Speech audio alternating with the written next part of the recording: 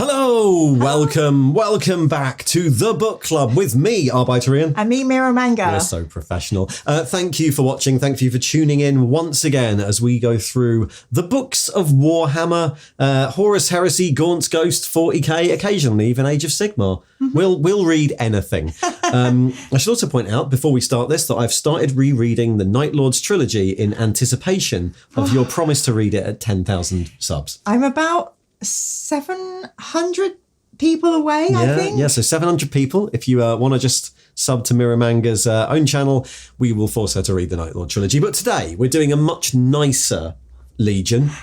Nicer Legion, not a nicer book. Today we're going to do... Shall we say it together? Yeah. Know No Fear. Know No Fear.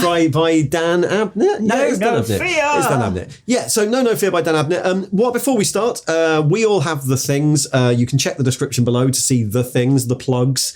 We have patrons. We have membership schemes. We have like and subscribable content. Merch. We've got merch that you're wearing. You're wearing some of my merch. Yeah, this is a Magic Space Frog t-shirt.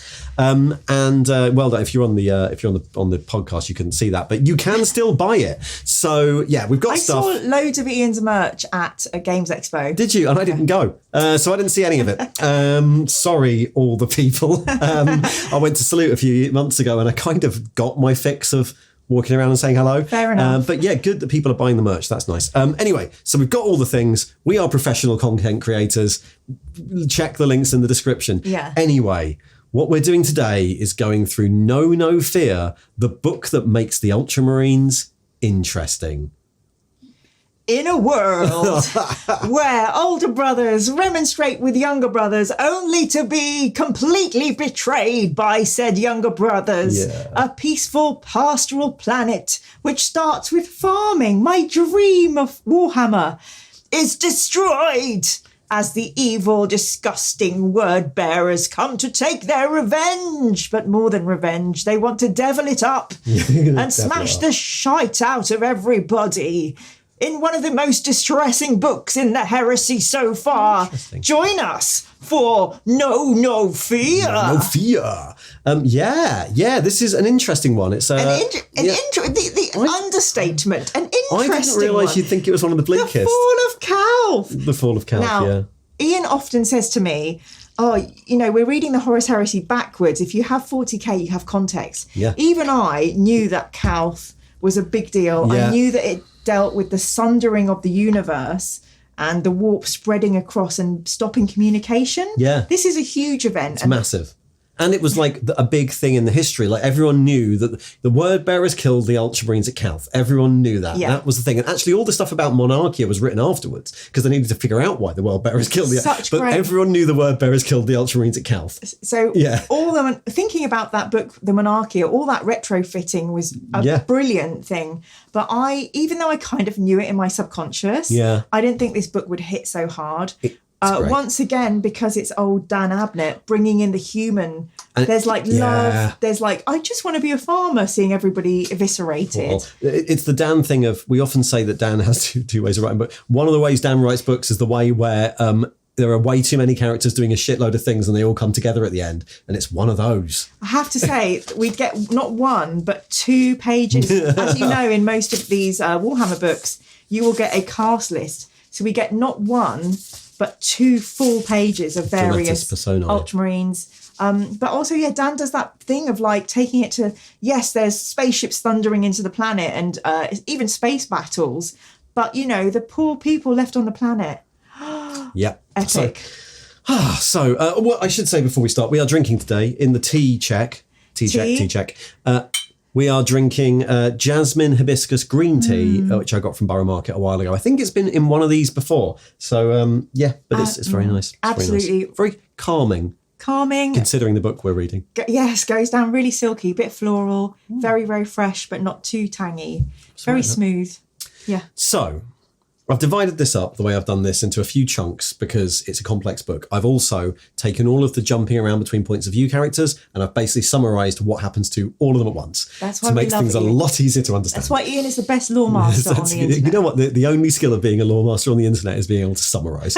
Anyway, we start with two characters who are going to pop up occasionally. Luciel, Captain Luciel, and Sorot Chur, who meet above Calth on a ship called the Samothrace as the word bearers are arriving. So the word bearers are arriving. The Ultramarines, very far away on the eastern fringes of the galaxy, do not know the heresy has happened. The word bearers have been sent here on the orders of Horus to join up and then go and kill some orcs. And the word bearers are meeting them at the official Ultramarines run like a whole bit of the galaxy called Ultramar. And their big fleet thing is a place called Calth. And the Ultramarines are turning up at Calth. And they've been sent. They know there's recruitment. There's like a bit of animosity between the two chapters. And this is like, Sorot Chur comes in and he's like, we both know why we're here. When we fought this battle a decade ago, we became friends, I guess, is the closest you could say.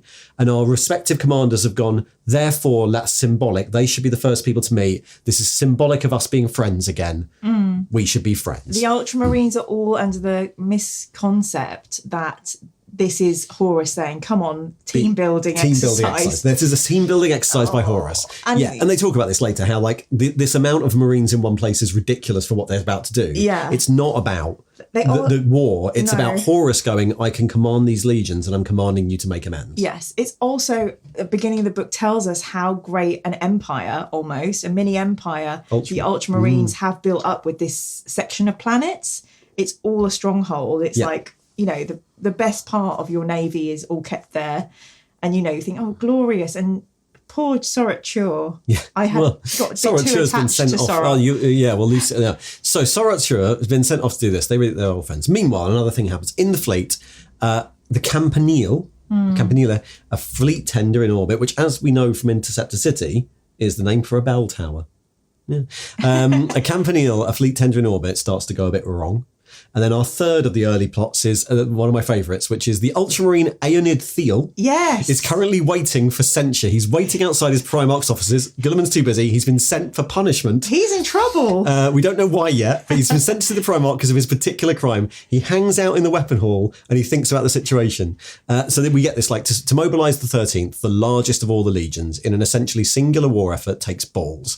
To tell Robute Guilliman, the Primarch with the least to prove, how to do his duty, that takes balls of adamantium. To suggest that Guilliman might need help, Horus is a great man. Thiel's not ashamed to admit that. Thiel's seen him, served with him, admired him. His selection of War Master makes reasonable sense. It was only going to be one of 3 or perhaps 4, no matter how many other Primarchs might deceive themselves. To be the Emperor's avatar, his proxy, only Horus, Guilliman, Sanguinius, perhaps Dawn. Any other claims were delusional.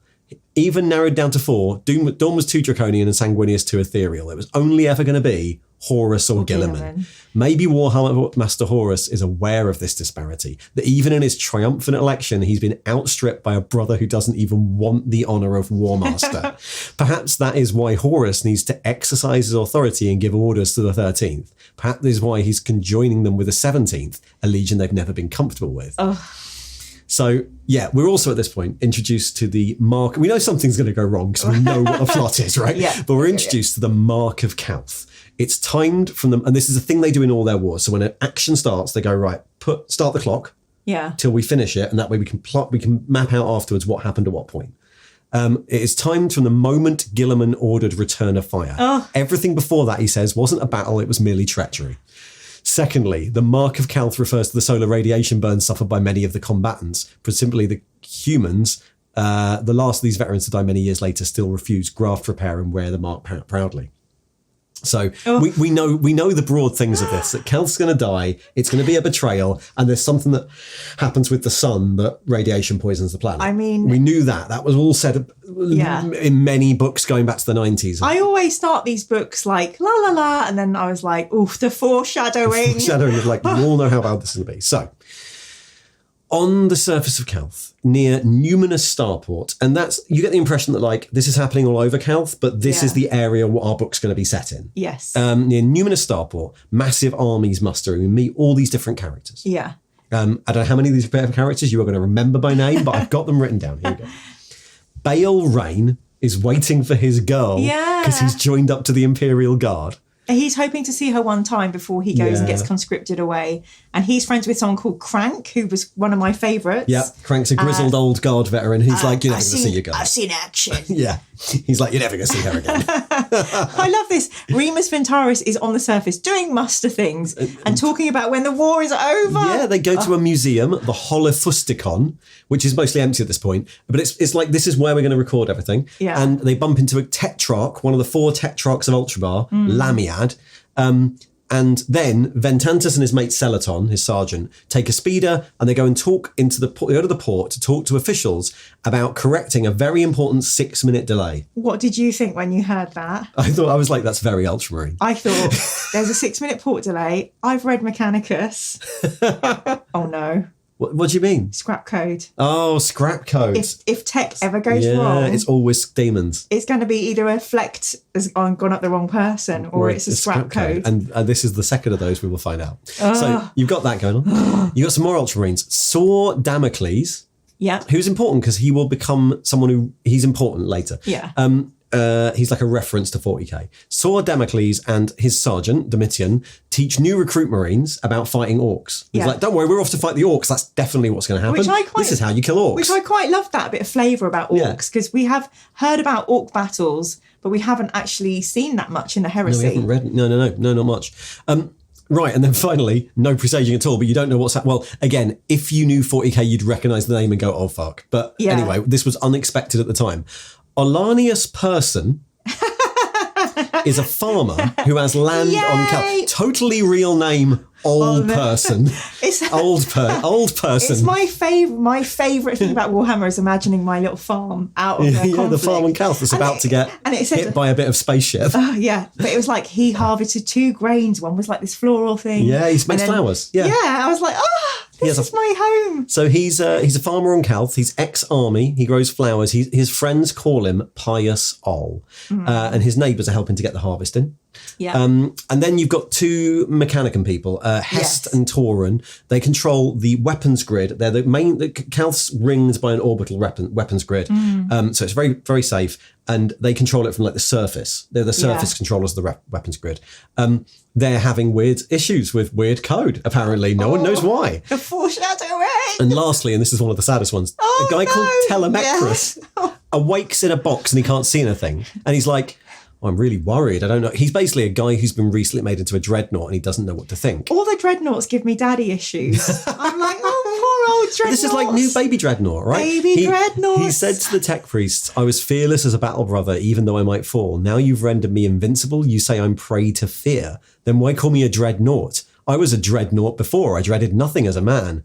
This is the anger we spoke of, they had replied. You'll adjust. Sleep will help. Begin hibernation protocols. Wait, he called out. Wait. Oh, so Dan is so good at this now stuff. He's a dreadnoughts are more scared than Astartes. And it's like he's in this box of isolated and he's all scared and upset. They just send him to sleep. He's like Robocop. Right, so Robuti Gillivan is on his flagship. Yes. And he's waiting for his chapter masters, including, they're waiting for his briefing on the coming war. And he's being super organised. Yeah, I like that. You get a little insight into... Everyone thinks he's just doing one thing, but actually he's kind of controlling everything and he has this amazing organisy brain. So. Yeah. That's his big thing. Is and you get this in the 40k novels with him in as well. You have a lot of these scenes. Yeah. He's the 13th son of mankind's emperor. He is the master of the Ultramarines, the 13th Legion. He's one of the more human of his kind. Some are more like angels. Others are otherwise. From a distance, one might mistake him for a man. Only when the distance closed would you realise he's more like a god. He is a high achiever. He knows this about himself. Sometimes it feels like a fault that he has to excuse to his brothers, but then he feels guilty for making excuses. Few of them really trust him because he feels they always wonder what he's going to get from any compact or cooperation. Fewer still like him. As friends, he counts only Dawn, Ferrus, Sanguinius, and Horus. I thought that was really sad, and also you are your Primarch. You're most like Grilliman. Oh dear. As friends, I count no one at Game Exit. No, because you're so organised and efficient and run everything. Oh dear. Oh no, we have no friends like a Gilliman. Who would you rather be? Oh, fair point. Yeah. No, so I think being Ferrus Manus sounds fun. Apart from dead, yeah. Apart from dead, yeah. Good point. Fulgrim sounds like a laugh. Oh. Anyway. He's been writing notes on Tavanti war practices for 17 minutes, but he's still noted and marked 1,500 data bulletins and updates that have tracked across the secondary screens to his left. He sees and reconciles everything. Information is victory. This is Ian.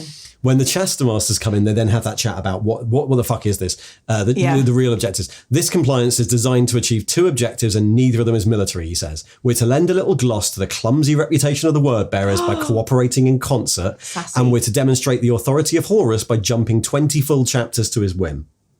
Yeah. He knows what's going on. So he's like, this is what this is. It's fucking stupid. Yeah. Ian has named this next section, Meet the In-Laws. Yeah, so now we meet the word bearers. So first we meet, not word bearers, we meet Creole Faust. This is agony to read. They're so delightedly evil. They're so self-satisfied. They're so smug. They've got everything lined up to completely... found this so hard. Creole Faust is a cultist on the surface working for the word bearers. He leads the Brotherhood of the Knife in speaking evil words into the Voxnet, which is where that scrap code's coming from. He also studied with an offshoot of the Cognitai, because Dan Abnett book. Yay! He rose quickly from rank and file to appointed officer, from that to overseer, from that to his current position as a confided lieutenant. The name for this is Magir. Magir. He is sponsor and superior, is a word bearers legionary called Aruna Zen. And through him, Faust has been honoured with several private audiences with Argel Tal of the Galvor back. He's attended ministries and listened to Argel Tal speak. Zen has given Faust his ritual blade. It is an athame, blessed by the Dark Apostles. It's the most beautiful thing he's ever owned. When he holds it in his hand, Byblo gods hiss at him from the shadows. How amazing is that description? But also, don't pick up any weapons in the Warhammer universe. Yeah, don't do that. No matter how nice they are, they will destroy you. Guilliman has this awkward meeting with Lorgar. So Lorgar comes in and Guilliman contacts him. And Guilliman's like thinking, I don't want to piss him off, but this isn't, so let's not do this like an official first meeting. We've got that to come. I'm just going to do a little message to start, just going, look, just so you know, we're having this weird problem with weird code. It's not an accusation. It's not, it's just so you know. And Lorgar immediately takes it as an accusation. Yes, Lorgar is very, very spicy, as you should be, because the Ultramarines came in and wrought devastation on your home planet and the people that you love. Lorgar stares at him. Guilliman notes just how thoroughly his brother's flesh is covered with inked words. This was not meant to spoil our long overdue reunion. Can I just say, as a Primarch older brother, if you saw your little brother turned out with face tattoos, hands and everything, be like, oh God. Really religious all of a sudden. That would be a bit of a giveaway, wouldn't it? If your brother did that, you'd... It's awkward. It's really awkward because Lorgar's like, oh, you're accusing me. Okay, fine, I'm sorry. But it's really.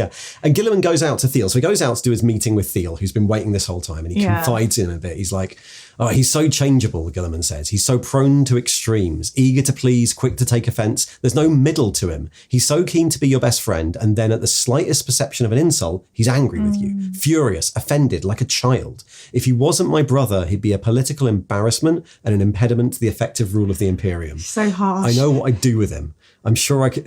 And then there's this joke, which becomes sensible later. I'm sure I could demonstrate how, Lord, says Thiel, and then winces. Was that a joke, Sergeant? I may have just made a very unfortunate attempt at humour, Lord, Thiel admits. It was actually quite funny, says Guilliman. He turns to leave. Aww. And then while this is happening, Erebus is on the surface of Calth. I wish we'd never see this horrible bastard ever again. And he starts an evil ritual using Istvan gene seed, including Tarek Torgadon's gene seed. This was one of the worst first bits. of many annoying ways Torgadon's never going to go away. This is horrible. Yeah. I read it and then I was like, oh no. And then, because in the book it says, oh, is that? And someone goes, yeah. It's like essence of Tarek. It's like Tarek's bits. Bloody hell. Tarek seed. Did you need to put that bit in? That gets worse. Right, so, the next section. The betrayal. The betrayal. So, at mark minus 1945, because the mark starts when Guilliman orders fires, there's 20 minutes before ordering fire. Yes. Sorot Chur attacks Luciel on the Samothrace. It's the worst thing ever. And he does it with the Athame, and you find out the reason he did it is because of the significance of the betrayal. They're meant to be friends, so he's the first one to be killed. This is awful. Listen to this. So Luciel and Chur, I was really hopeful. I knew Luciel they're going to be friends. Well, Chur was just very pure of heart. Chur's the word bearer. Sorry. Luciel, Luciel, also name meaning light, was very pure of heart. Understand what? Asked Luciel. I was asked to join the advance, says Chur. And I have to prove my commitment to the new purpose. Oh no, he might cry. Lucille stares at him for just a second, and in that second, he finally realises what Sorok Chur has been trying to tell him, that in order not to betray one impossible bond, Sorok Chur is required to betray another. Oh, the goblet falls from Lucille's grip. His hand is already moving through instinct alone for his sidearm. Only sheer dysfunctioning shock is already slowing him down. Chur's plasma pistol is already in his hand. The goblet hasn't even hit the tabletop yet. Oof. Chur fires, point blank. The plasma bolt strikes onerous Lucille's torso. The bolt is as hot as a main sequence star. It vaporizes armor plate carapace, reinforced bone, spinal cord. It annihilates meat, both hearts and secondary organs. It turns blood into dust. The shot's hammer blow impact knocks Lucille down, through the table, smashing the tabletop up to meet the falling goblet, spinning it into the air in a semicircle of wine. Yeah. They spilled the wine. Oh, it was just so... I mean, the way that was written, you kind of knew, but... All that evocative writing is why it's so betrayy. Yes. It's why the Chaos Gods like it anyway. At the same time, we see what in less than a second, the Campanile blasts through all the ships. The Campanile is accelerated to ridiculous velocity, and it's used as a missile that goes directly into Calth Viridian Anchor and does tons of damage in one second of passing through. All the characters so far then have to react to that. Yes. So then go through all the characters again, and they're reacting. There's some other Ultramarines called Ecritus and Freysterex, who are also mustering. They don't know what's going on, but they see all these cultists forming up from the word bearers, and they're like, something must have gone wrong. It's good that the word bearers' weird infantry are very efficient. Down on the plain below the woods, even the word bearers are rousing. Freysterex can see them forming up. He can see their army units assembling. That's good. Damn good. Far better drill than he expected of the 17th, given their reputation as heathen berserkers. Oh, God. Far faster response. Good. They're all standing ready to face this, united as one. It gladdens his heart. They can face this together, whatever it is. Brilliant. Oh, lordy. Ships start falling from orbit. This was epic. One this was some of the best writing city. I've ever read. It's great. I've never read a spaceship going into the planet. The one hits Numinous City Port, where a lot of our characters are. Mark at minus 1820, Calth Viridian Anchor, the vast shipyard is ablaze and dying, damaged beyond the possibility of salvation or stabilization. Its giant's platform structure is tipping, shredding, pulsing like a white dwarf star that's suddenly been placed in Calth's orbit. Hest sees the orbital grid die, the defense grid, and dies from overload as a falling ship smushes the port. Tauren takes the remaining access codes for the weapons grid. Hess sundered discretionary growth for 462 minutes ago. He surrendered it to the orbital bioengines. The bioengines, or the orbital automatics, have died. Calth's planetary weapons grid has just ceased to function. Madness. Bale, Rain and Crank are attacked by Kroll, but they get away. They're chased by Spooky's visions of Rain's girlfriend that are not his girlfriend. I was so bloody Dan Abnett. I was like, maybe they're going to find the girl within all this. No. That's what she sounds like. Ventantus is attacked by word bearers before getting the old out-of-date comm system up and then running. He grabs a standard from a dead Ultramarine. You're hoping maybe they can pull some back, even though I know this planet gets destroyed. Old's farm is destroyed by a falling starship. Didn't this was so epic. He just sort of wakes up and it's like, it's all mud. Yeah, and the visual is of like this huge ship just carving up the sun. The earth is cleft in twain and sundered. Everything's just mud and water. Waves have come over from the... Yeah, it's ridiculous. There's a word bearer commander called Holberloth, who is already moving into the starport. And it's in... I only put this in, right, because he's not very important in the book, but he has an interesting idea of how the word bearers have worked since, right? Yeah. So this is like the word bearer update. Yes. Holberloth believes that Erebus and Corferon are painfully aware of the way of which they have fallen behind. He believes they watch the Primarch and crib from him, borrowing tricks and talents they've learned by observation and then deploying them with stiff, crude proficiency. They're not adept anymore. They're struggling to keep up with Lorgar's mastery. It's as if they're borrowing him from another place while Lorgar has become one with that place. Holberloth intends to ascend to a place beside his Primarch. He will burn Landsheerport for the right to do so. So there's a book in between these called Aurelian, which we haven't read. It's a mini book. Oh. And in that, Lorgar goes on a mythical quest to learn more about chaos. Before this? Yeah, in between Betrayer and this. Oh, sugar. Should we read that? Probably, yeah. Yeah. Where would we find it? Is it a short story? It's a short story. It's like a novella. Okay. So it's quite a long short story. We'll find that. Maybe that could be a Patreon special. It could be, yeah. It might be a bit too long, but yeah, we'll see. We'll see. So the word-bearer ships then open fire. Initially, thinking this is an accident, Guilliman thinks that word-bearers think they're under attack. But he finally gets comms, and Lorgar does an evil villain speech and reveals to Guilliman, Horus has turned, Corax and Vulcan are dead. Not true, but still. They're not here for a grudge, but to remove the Ultramarines from the game. Yeah, it's horrible. Have you got the Lorgar bit? I've got the bit where Guilliman realises Lorgar's gone bad. I don't know if this is the same bit, but I could read it out because it's quite tricky.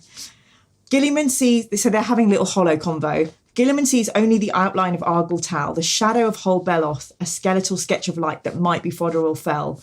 Only Lorgar is visible. His resolution is black and white, jumping and interrupted.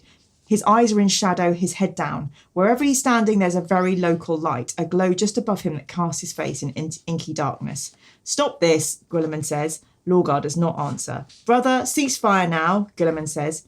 Cease fire. This is a mistake. You've made a grave error. Stop your reprisal. We are not your enemy.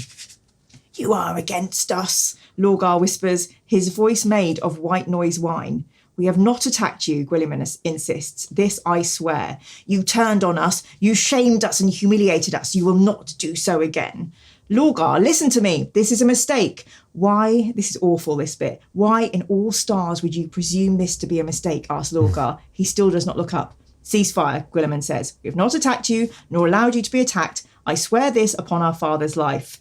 Lorgar's reply is lost in a crackle of noise. Then the image of him vanishes too, and the hololithic platform dies. Contact lost, Zedov announces. He's refusing our attempts to restore the link. Guilliman looks at Gage. He's not going to back down, Guilliman says. He's not going to stop this unless we stop him. Gage can see the pain in Guilliman's eyes, the enormity of what this means. What was that thing he said, my Primarch? Gage asks. That last thing? Guilliman hesitates. He said, I am an orphan. There we are. So he's betrayed the Emperor. Yep. He's sundered. Oh my goodness. And with that, they start the Mark of Calth at 0, and a giant demon appears on the bridge and covers everything in blood. Exploding the bridge, shocked. And Guilliman gets sucked out into space. I didn't think, oh my God, yes. Yeah. I was like, how can he be sucked out into space? He's going to die. Also, demons on the bridge, that's kind of the first time we've seen like independent demons roaming about, right? Because we've seen demons go up people and stuff like this. And Samus, who's behind you. Yeah. Yeah. But demons on the bridge. So, meanwhile, Sorotshur kills the bridge staff of the Samothrace and summons Corfaron with a warp flask thing that they all use to talk. Samothrace docks at a place called Zetson Verid Yard, which is a separate orbital shipyard, for a second ritual. Corfaron reads a lot of books, takes a library on board, and Zetson Verid takes over the defense grid, and then it blows up, turns all its guns from the defense grid on the local Forge asteroid. So there's like a Forge moon, and blows that up. Poor little so the Mechanicum can't help. Yeah. And then we get the next massive reveal, which is Olherson, in the rubble of his house, has a memory. He thinks back to meeting John Grammaticus from Legion, everyone's favourite character in the Heresy. But then it turns out it's not. He thinks it's a memory, but actually it's a psychic message from John. Because this is quite a long quote. I figured it out. He's a perpetual. He's a perpetual. Yay! There aren't many of us, Ol. You know that. You and me, we could set our hands on the table here and count them off, and we'd still have fingers spare. There were never many of us. Now there are even fewer. Ol gets up. John, listen, let me be as plain as I can. I never had time for this. I never wanted to be part of anything. I don't want to know what trouble you brought to my door. I like you, John. Honestly, I do. But I hoped I'd never see you again. I just want to live my life. Don't be greedy, says John. You've lived several. I'm not like you, John. No, I'm bloody not. John points a finger at New. No, you're bloody not. I'm only at what I am now thanks to Xenos intervention. You're still a true perpetual. You're still like him. Who's that? The Emperor. I'm not, and I don't believe what you have. I don't have what you have. I don't have the talents, the psych. Now, it doesn't matter. Maybe that's why you're important. Maybe you're just important because you're here. There are only 3 like us on the whole 500 worlds right now. 500 worlds? All of Ultramar. Okay. And only one of them on Calth. Ground Zero. That's you. This is down to you. You don't have a choice. This is down to you. No one else is old enough. No one else understands as much. No one else has the perspective. I'll tell anyone about this, they just dismiss me as insane, and I don't have time to spend another 18 years in an asylum like last time. You've got to get out of here. They're going to slide this world, an interstitial vortex, the old immaterium sidestep. You've got to be ready to step through that door when it opens and go where? It's fallen dark. The sun's gone in. Grammaticus looks up and shivers. You've got to get something and you've got to bring it to me.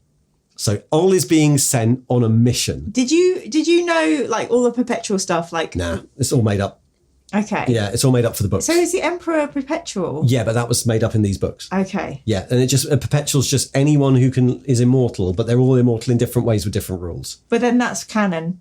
Yeah. Okay. Cool. Yeah. It's in the books. Yeah. It just wasn't in the books before the Horus Heresy series. I wonder by the end of the Heresy how many perpetuals will be left. Exactly. How many perpetuals will be left? There must be some in 40k. The Emperor, I guess. Okay. I don't know.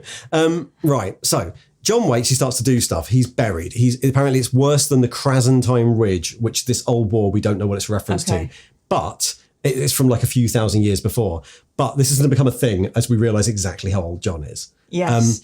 He assembles a team from the farm locals. He gets clothes and a gun. Mm-hmm. You've got Kat and Hebert Zibes, who are farm labourers. Yeah. Graft is his old army servitor, who can only refer to him as trooper person. Yeah. And they eventually link up with Rain and Crank, who are running from the demon girlfriend. And I love this. Dan's so good at getting a bunch of, like a ragtag bunch of survivors together. Ventantus and Celaton run from the word bearers and their speeder. They're saved by a guy called Aruk Seratid, who's a Skitari. He's been helping Tauren get out of the destroyed port. Yeah. They decide they're going to go to an old governor's palace, Lepetus Numinus, nearby, to try and reconstruct the noosphere and get control of the grid. It's like Wi-Fi, isn't it? Yeah, you need to get the Wi-Fi working. The grid, that old palace has an old comms link. They get 700 Ultramarines assembled there, but they know that word bearers are inbound. And another setup we love, a trope, holding this, holding the thing while they get the Gage, Marius Gage, who's Ultramarines Rabute's best commander, like first captain, is hurt from the explosion. Yes. And they talk about this thing which you see a lot in this book called practical and theoretical, which we got a bit of in the Ultramarine short story. Part of that program is to study every threat and hazard, every new Xenos form or mutant that the Imperium might encounter during its outward expansion. Nothing must come as a surprise. Every possible horror explored. They must be exposed to every new possibility. An immunity must be built up, a disregard. Some say this makes the Ultramarine seem callous, but it's only the same kind of callous that a labourer might build up on his hands through graft work. Then Thiel arrives with weird weapons that he's taken from the Hall of Armoury he was waiting in. This is so cool. He was like, there was this thing in the previous thing where he was like waiting for Gilliman and he was like, I'm in enough trouble already. I might as well have a go with some of these swords. Yep. And he finds a two-handed Klingon type blade and has a little go. So such a good little thing to pop in there. We find out what his crime was from Gage when he leaves. So he frees Gage, gets it, and he's clearing out the ship of demons. And they chat about like what he did wrong. Importantly, he's got a red helmet, which is the mark of censure. Yeah, it's like the Red Hand Gang for for naughty Ultramarines. He was running theoreticals on how to fight and defeat Space Marines, Sir Thiel claimed in his defence that he had run theoreticals on all other major adversaries, and it was a tactical blind spot not to know how to fight the legions. He said, as I understand it, that the Space Marines of the Imperium were the greatest warriors in the galaxy, and thus he had an obligation to understand how to fight and defeat them. Thiel declared that Space Marines were the only opponents left worth any theoretical study. His theoreticals were regarded as treasonous thought, and he was referred to the flagship for censure. Looks bloody pitiful from where we're standing, doesn't it?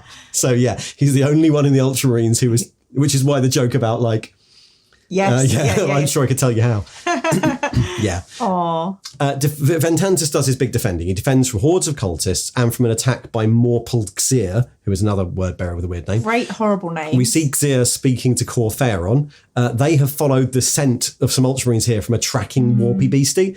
They think this is a plan to reorganise the Ultramarines. And they're like, we have to keep attacking so they can't reorganise. And then as they're doing it, a massive column of army reinforcements loyal to the Ultramarines wipe them away. At the last minute, thank God. Yeah. Tauren wakes the data engine, Ventantus starts to broadcast and manages to start organising people. Now, this is the point in the book where you're thinking, hopefully, because till now the Ultramarines have been completely savaged. Absolutely, swathes of dead. So at this point in the book, I was like, come on, Ultramarines. So Damocles hears it, and they start to organise a response. Lamiad finds Telemachus. What's happened is he's just fallen out of a spaceship. I know, in his little box. In his box, and in his dreadnought suit, but turned off and just landed. Telemachus frees him and gets him powered up again. Telemachus has Vox. So Telemachus hears the message. Yes. Gage and Thiel then take over Macragge's honour via an auxiliary bridge, and they have Vox, so they can talk to them. Yes. And they all have a chat, but Tauren can't get... She's got Vox now, they can organise, but she can't get grid control. Yes. She's one of my favourite characters. Yeah, she's great, yeah. Yeah. The Ultramarines' characteristic determination is the only thing keeping them going. Their fearless resolve to devise a new practical, to circumvent and outplay even hopeless odds. There are worse than hopeless odds here. Tauren can see that. Oh. She has a simultaneous data view of the globe, and she can see that even the surviving loyalist forces are hard-pressed and dying.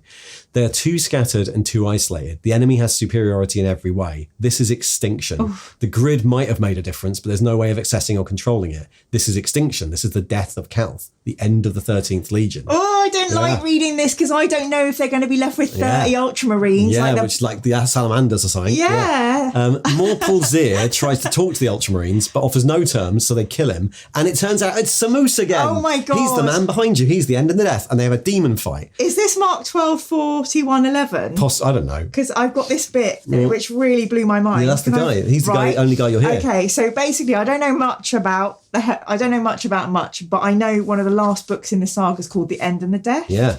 So this is what happened. But I saw you post this on Twitter, and Samus has said the same thing when he first appeared in the Whisperheads years ago. I know, and I had no idea then, because I was completely like, I'm a baby. But now I'm the end of the death. Much more aware of the end and the death.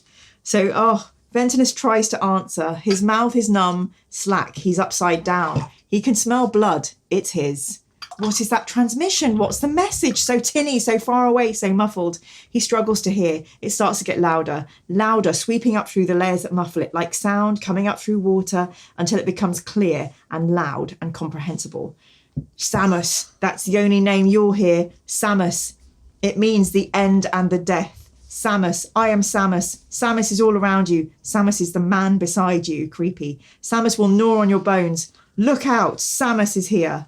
Oof, and then a massive demon just, wreaks havoc. But Vitantus manages to get another spooky knife from Xir, another athame that Xir has. So by this point, we've understood that the word bearers have taken the anathame and they've made tons of little copies called athames. Yes. And he stabs Samus with the spooky knife and it banishes him. Yes. So it turns out knives are good to stab demons with. That's the important thing they learn. It's like when you play D&D and you can only use certain blades. That's it. If you use a warp blade, it might put them back in the warp. Send them that's away. not that. Yeah. All uses a weird compass and pendant to find a way, and they get a boat, but they're attacked by Creole Faust and the cultists. All goes into action mode because apparently he fought in Verdun and Austerlitz. Yeah. So he's been in the First and Second World Wars. Yep. He takes a half-decent athame from the leader's body. Faust then has this big last jump scare return. Ol was also an Argonaut. Yay, and he got the golden fleece with Jason. Yeah, in Thessaly. I love Dan Abnett. Also, could that mean Ol could turn up in a Gaunt's Ghost book? He could turn up in anything. No, because that's because that's after, right? So he could be if he's still alive. Yeah. Ol's been alive at least since ancient Greece. Which is, I love it so much. Ancient Greece, so yeah. And also we've had George and the Dragon in another book. Yeah. So there's loads of this. God bless these heresy writers. These perpetuals. In space, Thiel's trying to realign the deflector or something. Something like that. Yes. Like in Star Trek. And they have to shoot some, it's like that scene in First Contact. They've got to shoot some word bearers off the deflector. Yeah. But it's not going well, but then he's saved by Gilliman in space, who's really angry. I was so shocked for Gilliman just to float up. Yep. Like no spacesuit. No spacesuit. He's just not got a helmet on. He's like, I'm a Primarch, I don't care. So all Primarchs are okay for space exposure. Well, apparently, or at least Gilliman is. That's, you know. That's canon. Erebus is still doing his ritual. Also, there's a thing called Tormageddon, right? So he goes, Nkari, Epidemius, which are like demons from Warhammer. Yeah. Seth Ash, who aspects change. Ormanus, Tarik Reborn, he who is now Tormageddon. Lecratus, Proteal, Golgoth, Asmodee, 100,000 more. So Tarik Reborn is the poor little... There's this thing called Tormageddon, which is like Demon Tarek. Yeah. But I was like, has that happened in a short story by now? Or is it about to happen? Or is this the first time we hear of it? We'll have to look out for this as we go through later books. That's very remember. Dan seeding. Yeah, it could be a seed, or it could be a reference to a short story that has happened. Yeah, but I really absolutely hate the fact that you can do that and like just steal someone's... Like if you're an apothecary, you can just go take someone's gene seed and replant it. Or... Yeah, but they don't become the same person. I think the idea is that Erebus has like taken his soul and demoned it or something. Yes, but I don't like that. Yeah, well, no, that's a very bad Mira. Sorry. Kurfarin checks in. He shoots out Kalth's weapon grid at the sun. Which is the worst thing ever. Which goes nova.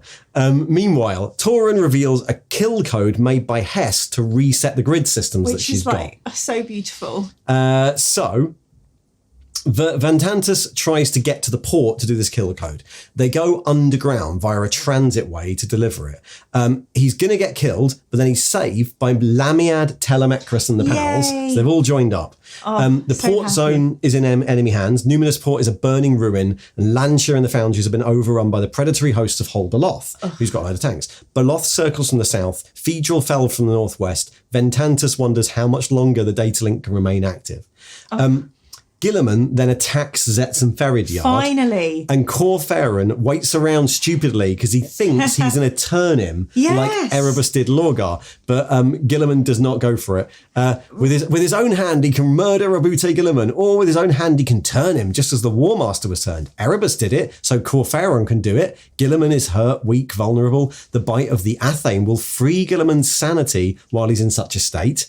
Slice away his inhibitions. The painful burn of the Anathame wound would fester in him and ultimately, through the lens of delirium, reveal the primordial truth in all its hellish glory. They claim to Kalth to kill Gilliman and his perfect warriors. How much more will it mean to return to the court of Lorgar and Horus Lupercal with Gilliman as a willing and pliant ally?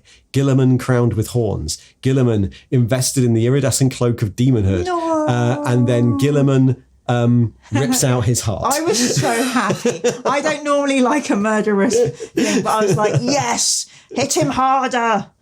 Yeah, that was brilliant. At the same time, on the surface, with the South Kalth Sun gone nova and all this summoning, Erebus completes the Ruin Storm, which is going to stop Gilliman and a few other people from getting back to Terra. This is the whole point of this book, right? Yeah, to raise the Ruin Storm. The sundering of the galaxy. Yeah. Separating one of the Emperor's most loyal sons from his father.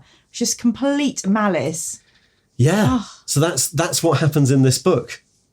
Wow, he's out. Yeah. What a great book. Yeah, it's good, isn't it? I really like it. It's really, really good. I think we even get an Emperor bit in here as well, but I don't know. I'm exhausted.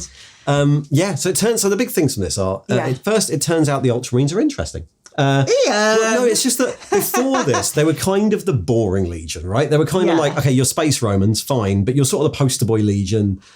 You're a bit like serious, and that's their character trait. I think normal people... Honourable seriousness. People whose favourite superhero is Superman... Yeah, like the Ultramarines. ...would love it. Just because you're dark and twisted and you probably like Loki. Like, so, as long as it's not Batman, I'm fine. We'll get to that when we do... Deliverance Lost, yeah. Okay, so we're doing it backwards today. The Ultramarines, they were a bit like, there's not really, the Space Wolves are Vikings, the Blood Angels are vampires, the Dark Angels of all this secret shame, and then you've got the Ultramarines and they're the normal ones. They're planners. Yeah, and you're like, that's a bit boring. But this, I think, makes a really good culture out of that. Yeah, like you were saying, they have the practical and the theoretical, and you see how the studying helps with their resilience, and they're like, we can't possibly lose. We have to think our ways out. They're one of the very few armies in 40k that feel like a believable army doing things that an army would. Considering, yes, it's all happening in space. Yeah. It's such a lovely blue as well. It's a lovely colour. Lovely blue. Yeah, really nice colour. They're not ultramarine though, are they? No, sort of like a middle blue. Yeah. A Royal lovely blue.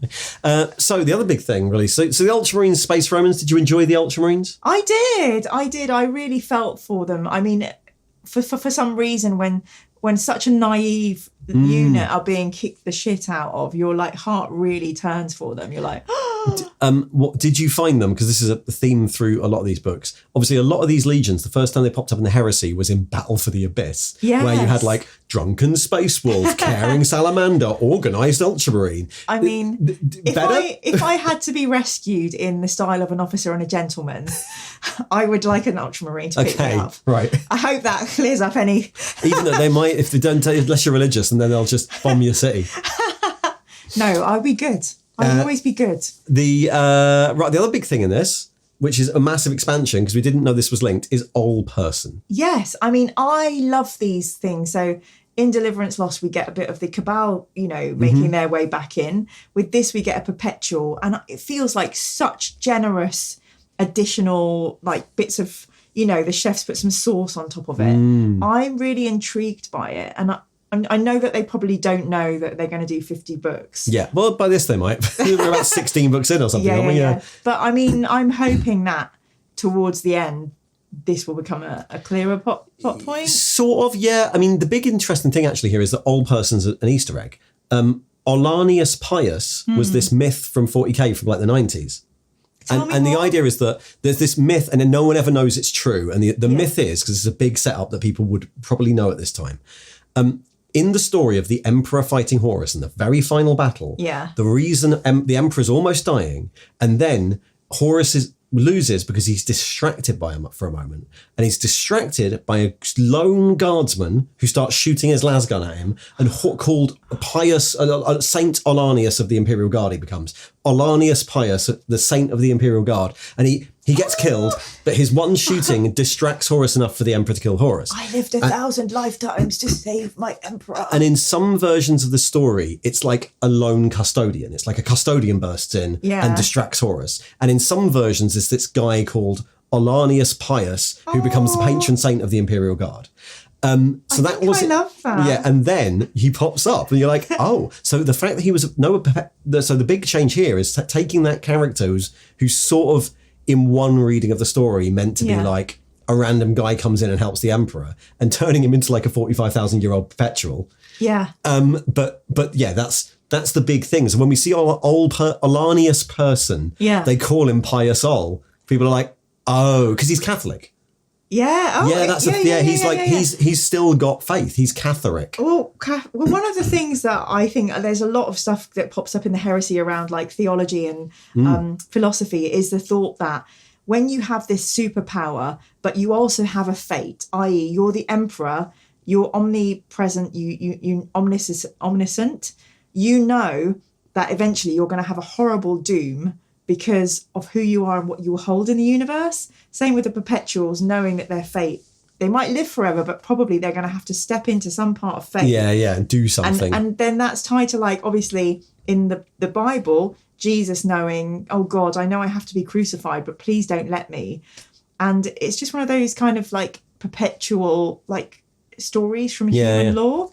But who would want a fate? I'd much rather be not special and not get... Well, this is the thing. A lot of people are a bit annoyed at this because the whole point is surely that this is just some random guy, not a 45,000-year-old superhuman. I mean, like, I prefer that. Yeah, anyway. But, you know, who knows to say which of the stories are true? And who knows how that will come out in the end and the death. You know. Well, I do, yeah. Yeah, I'm excited. So, Old Person, that's the Old Person thing. It could be like... a myth, it could be real, it could have been a custodian, it could have been a guardsman, but we've now got a character who is this Pius Ol. Interesting thing about his piety, he's pious not as an emperor worshipper, he's Catholic. Yeah. So that's weird. It is weird. I think that's one of the first times we've seen like a religion from our planet. Well, yeah. And it's called Catharism, but it's the same thing, right? It's got like a cross around his back. Anyway, so that's the other big reveal in this. I didn't, we did this at the last minute, so I haven't asked for any questions. So hard luck, everybody. I will ask Dan Abnett questions if when I get to speak to him. Cool. So pop some in the comments and we'll see if I can get them to Dan. So the only thing left to do is the bastard scale. I mean, I think we need an additional chart. What, you know, when you've got every word bearer name in this? I thought whole Beloth was all right. You know when you have like a donation and you hit it, then you have to stick a bit of paper on. This was awful. Sorot, sure. I mean, he's an 8. 8, right? Okay, good.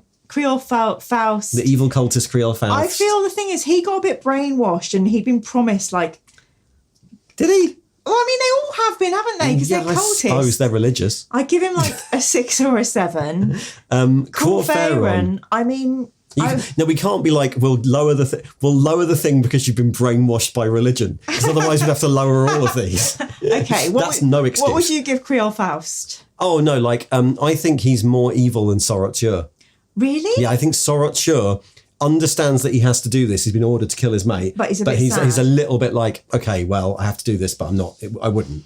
Okay. And a Creole Faust is like, power for me. I want to get as much power as possible. Okay, maybe Sorot-Shur can have a 6.5. Okay. Creole Faust will give him an 8. Corferon. 10. And no, hang on, what do we give Erebus? Well, we always give Erebus like 40 billion. Okay, yeah. He's horrible. He didn't do much in this. He sacrificed whatever the hell Tormageddon is. We either skip that short story or about to get it. He got a bit of sorry to do a swear. He got a bit of Tariq and mixed. That's awful. Yeah, but that's really bad on the bastard scale. Is it as bad as Corferon trying to turn? No, the Corferon trying to turn Gulliman's funny because it doesn't work. I think Corferon 8.5. Okay, Erebus. Erebus off the bastard scale. Okay, and he's Lorgar. The worst. Lorgar, the petulant child. I mean, that's interesting. He just seems he's very different from when we see him in the last book. Lorgar, I mean, for trying to do a genocide on the Ultramarines and sunder the planet so Dad can never speak to some of those sons again, I would say is a 10. Okay, good. I've a nice had enough round Lorgar. 10. It's an overreaction. Okay. For traitor Lorgar. Yeah. We should read Aurelian to get the story in between where he goes from worried to full-on traitor. Let's put it on the list after the Graham McNeill Lord of the Lance or whatever. Oh, yeah, we should do that. Yeah. Cool. Well, there we go. That was Know No Fear. No fear. Did you know some fear? Or did you know no fear? I was fearful. Were you like Telemachus or all the other Space Marines? I was really fearful the whole way through because I felt one of the things I felt was a miss in this book was the girl never coming back. Neve. Oh, yeah. That would have been too sweet a bow, but one of my favourites. We're going through a run of a few of my favourites now. Yeah, it's good, isn't it? It's one of my favourites. It's a really good book. And it is followed up. There's a follow-up to this book in a few books' time called Fantastic. Mark of Calth, which is like a short story anthology. And the next book after this is The Primarchs, which is short stories. Which is, it's novellas, so there's only 4 of them in it. Yeah, so I've already started doing notes, so you don't have to. Oh, yay! Good. Yeah. So we'll do that. But yeah, until next time, we have all our things in the thing below. We're now going to go backwards in time and record Deliverance Lost. Ooh. Yeah, I know. And then we're going to do some more Gaunt's Ghost books. Yes. Yeah. We're going to have dinner. After all this, after we've done our Graham McNeill book, we're also doing Interceptor City. We're going to do Intercept City, as Dan has asked us to. Probably been waiting a while now. Yeah. And then you're going to hit 10,000, and we're going to do the Night Lords trilogy. No. Yeah, brilliant. It's exactly the sound from the Night Lords trilogy. So it's thank you from Ian. And it's thank you from him. Bye. Bye. And if you'd like to hear more, there should be a video popping up in just a second. In the meantime, look, there's a merch store. Why don't you go and get some merch? Links in the thing below. Or, of course, you can like and subscribe, or you can become a member on Patreon or YouTube memberships and join in with Taylor 4 Gamers or get early access to videos. See ya!